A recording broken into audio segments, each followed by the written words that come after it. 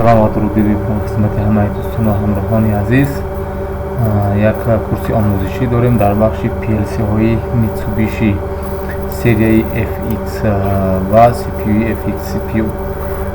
سر اول میخوام معرفی کنم کتابچه‌ای که برای آموزشی همین سری PLC ها است و خصوصا من همون کتابی که برای آموزشی همین PLC استفاده میکنم نامش هم است FX CPU Structured Programming Manual. خب یعنی ساخته شده است برای برنامه سازی، فقط در بخش برنامه سازی است و اینجا هم یک رقم دارد. یعنی اگر که بعدا هم مثال نیاز که داشتید هر یک کتاب های همین PLC های میتسوبیشی شما از روی همین رقمی که در اینجا هست روی همین رقم زودتر ما را جستجو میکنیم. بودیم ما اون مینوال ها یعنی همون کتاباشون میفهمونیم، یک معلوماتی کوتاه میکنیم و بعدا هم شما از روی همین ساده میتونید مثال همین اگر جستجو در اینترنت در همون کتاب برای شما میابد. خب قسمت اینجا اگر داخل همین کتاب اول بریم یک معلوماتی کوتاه در بخش همین مینوال ها به ما دادگی است. یعنی همینجا کتاب هایی که تعلق دارن میگن، کتاب هایی که به همین مینوال تعلق دارن یا که برای آموزش شما مهمن در بخش PLC میتسوبیشی از همین جدولی که در اینجا تعیین شده از همین جدول میتونید شروع کنید. خب کتابچه‌ای که من استفاده میکنم همین GI 997 یکشان دستی خودی من هم هست، چوبش 997 D34701 این همین است. خب بینید که در اینجا چند نمود دارد. اگر که این بینید Common Among FX PLC Structure یعنی اینجا برای ساختاریش و رقماشون اینجا هستن. گفتم رقم کوتاهی که شما میتونید زود همون را یابید، کتاب را از این جهت است و اینا را بینید. قسمت دیگر جدول هست میگه که اینا همشون علاوگی ان ادیشنال مینوال. خب یک نمود مینوال هایی که ما داریم که میگه اینجا بینید میگه که اینا یک جای با همون تجهیزات با شما داده میشه. شما فرض کنید PLC را میخرید از سری مثال FX CPU باشد، اگر مثال فرض کنید FX CU باشد، همین کتابچه برای سیم کشی، این بخشش سیم کشی است، هاردور کشی سیم کشی است، قطعی همون در دست شما قطعی همون PLC با شما فرستانده میشه.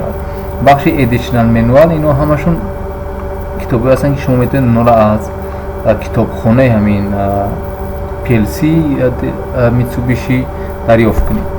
خب مهمترین اما میخوایم در اینجا پیشنهاد شما کنیم، از جمله من همین مینوال استفاده میکنم و اینجا بینید میاد که FX CPU Structured Programming Manual. خب Basic and Applied Instruction یعنی از همه ساده ترین است. فرض کنیم اینا بینید این نموده میگه که این هم برای FX CPU است Structured Programming Manual Device in Common در برای تجهیزات معلومات بیشتر میدهد و فرض کنیم اینا بینید این فوندامنتال از همه پایینی، معلوماتی از همه پایینی. خب با اینجا داره ما در بخشی Structured Programming Manual Applied Functions در برای فونکشنال بسیار خوب. همین خیلی شما از اینجا میتونید که مثال فرض کنیم FX CU سری از هاردور مینوال یعنی کتابچه برای بخشی سخت افزاری، فقط سیم کشی و همون چگونه ما PLC را سیم کشی انجام تیم چگونه درست همون مدولش مثال واسه کنیم انباشونی فقط در بخش همون سیم کشی IOS یعنی قسمتی همون اینپوت آوتپوتش. خب اینی که در این هم قسمتی این بینید قسمتی هاردور است، نیکی این ادیشن است، این معلومات بیشتر است در بخش FX CPU یوزر مینوال هاردور ادیشن. این ادیشنال است، این علاوگی است که معلومات بیشتر دارد. خب بازم ما در با پایانتر هم باز مینوال های باز جداگانه هم بود در اینجا. باز اگر امکان شود حاضر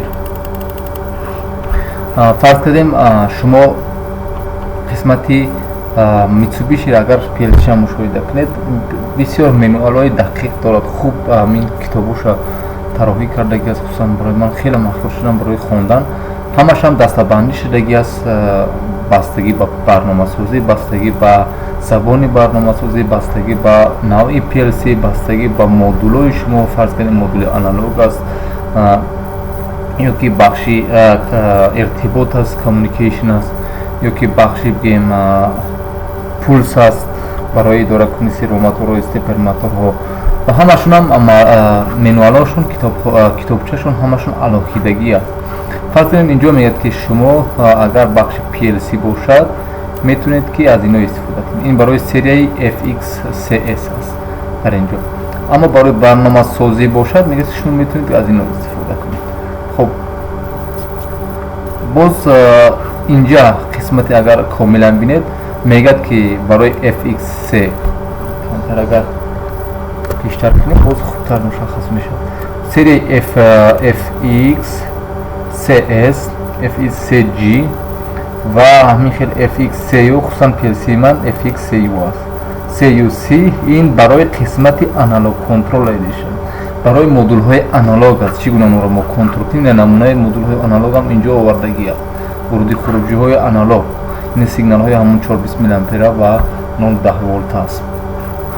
و این سریش اگر بینید این رقم بینید میگه که قسمتی کامیونیکیشن ادیشن برای ارتباط است. اینم کامیونیکیشن ادیشن، اینم برای ارتباط، این مود بس است.